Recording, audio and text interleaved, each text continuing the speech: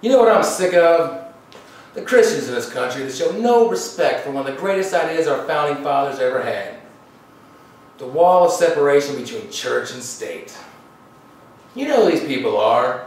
They'll say things like, the Constitution says we have freedom of religion, not freedom from religion. Worse though, there are Christians actively seeking to destroy the wall of separation. It's been going on for a long time. You gotta keep a close eye on theists. They can be sneaky.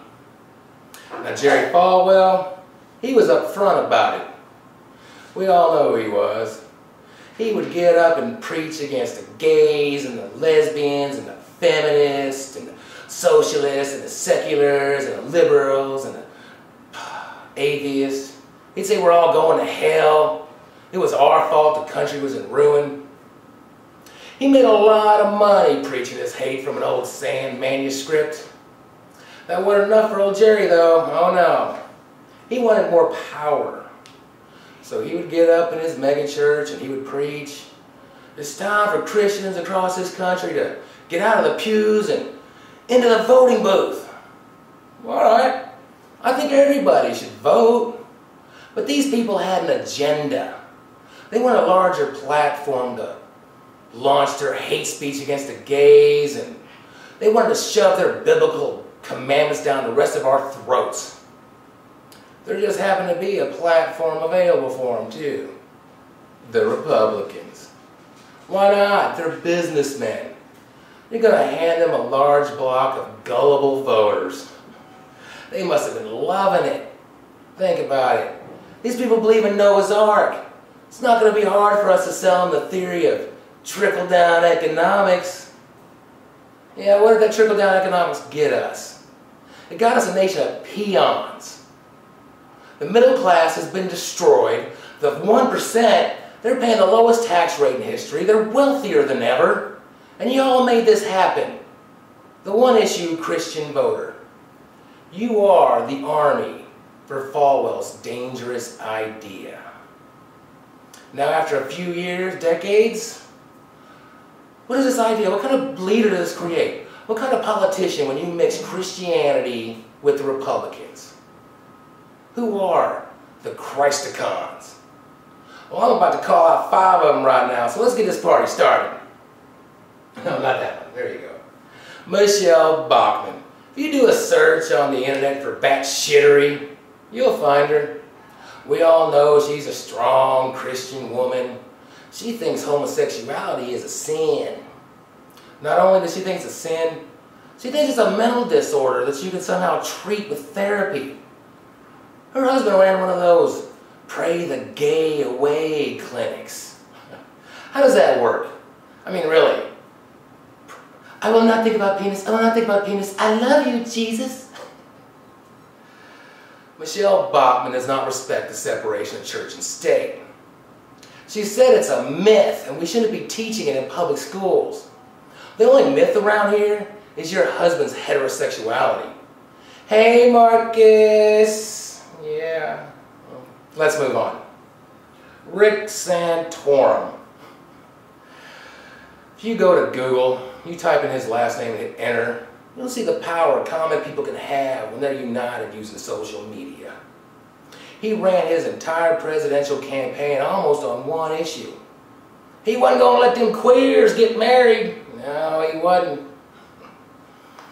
Speaking, on marriage, he one time said, in the history of marriage, the definition has never included homosexuals, or man on child, or man on dog. Excuse me? Rick Santorum does not respect the separation of church and state. He was speaking about John F. Kennedy, the fact JFK does support the separation of church and state. He said that made him sick. You sure that's what made you sick, Rick? Maybe you were drinking too much of a frothy mixture of... Let's move on. Ron Paul, fellow Texan. He's the darling of such fine groups, Minutemen and militia and survivalists and isolationists and white supremacists and the Tea Party. because he's all about personal liberty. He's also about destroying the federal government and turning us into some kind of ununited States of America. Now, I got a lot of atheist friends on Facebook. It's pretty much all I got because of my rants, but I see their posts, Ron Paul revolution. You know, we're supposed to be the critical thinkers. We're supposed to be the ones using reason and logic. So I looked up Ron Paul's record. I looked at what he voted for and what he voted against. Well, that was enough for me. If it wasn't, I want to know, how does an atheist vote for a creationist? He publicly said he thinks evolution is just a theory. One he doesn't support. He supports the Middle East creation myth. We all know the one. Adam came from clay and Eve came from ribs. I want my baby back, baby back, baby back. Ron Paul does not support the separation of church and state. In fact, he flat out rejects it. This man has no business being the leader of the free world. I'm done with him. Let's move on. My governor, Rick Perry. We all seen the Strong ad probably when he ran for president. It is the second most disliked video in YouTube's history. In it, he says he wasn't afraid to admit he's a Christian. He ain't got to be in the pews every day, though, every Sunday. You know, there's something wrong with this country when gays can be allowed to serve openly in the military. Wow. Well, you know what, Rick? I ain't got to be in the gay club every Friday night to recognize a bigot when I see one. Rick does not support the separation of church and state. The fact is, he violates it all the time. From the governor's office, he organizes a Christian prayer rally in a stadium, trying to fill it up with 20,000, 30,000 people, getting all the fine Christian ministers from around the country to come, telling us that let's all pray to God for forgiveness. Let's ask Him to heal this land and get this country on track. Let's take it back. He won a third term as governor. During this time, he has cut funding to education, watered down the educational code. He's cut funding to police, just asking us to buy more guns. He cut funding to fire departments. Let's all just keep our fingers crossed. Well, Ruckle ran out. We faced severe droughts and devastating wildfires. This place was burning to the ground. What does a Christian man with no ideas do when he gets in trouble? What does he rely on? He asked us all to fall back on that as well. He asked us to recognize 3 days of prayer for rain. Oh, pray for rain.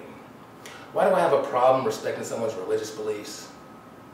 That's your disaster recovery plan, Rick? You want us to do a rain dance?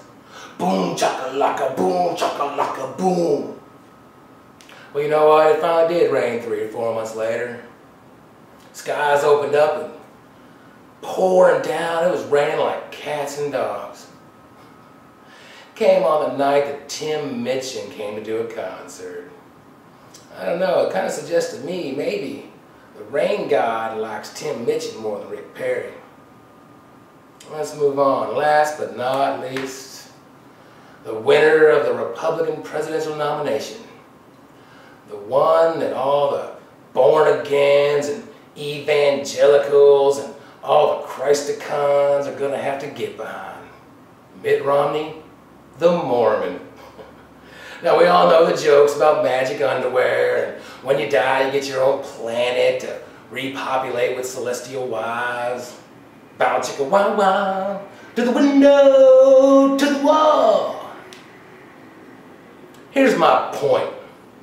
15% of this country is atheists. We're about to have debates between Romney and Obama. Now the reporters and the media and the moderators of these events, man, they're just going to throw them softball questions on faith. So, you know, they can knock it out of the park. They're going to tell us, it's just, well, you got to respect someone's religious beliefs. I'm sick of that. And I ain't going to stay quiet about it. I want to know about the founder of Mormonism. I want to know about these golden tablets written in Egyptian hieroglyphs and how he was able to translate them by placing a magic stone in his top hat. I want to know, Mitt Romney, do you believe this to be true? These things matter. What people believes matters. We need to take Falwell's dangerous idea for our own and flip it around. It's time for all the gays and lesbians and feminists and seculars and humanists and liberals and progressives and atheists. It's time for us to stand up, speak out, and vote. Be sure to vote. Don't let these people win. I am MightyMikeT for the A-Team. If you like my message, subscribe, share, spread the word, because I'll be back. Boom, chakalaka, boom, boom.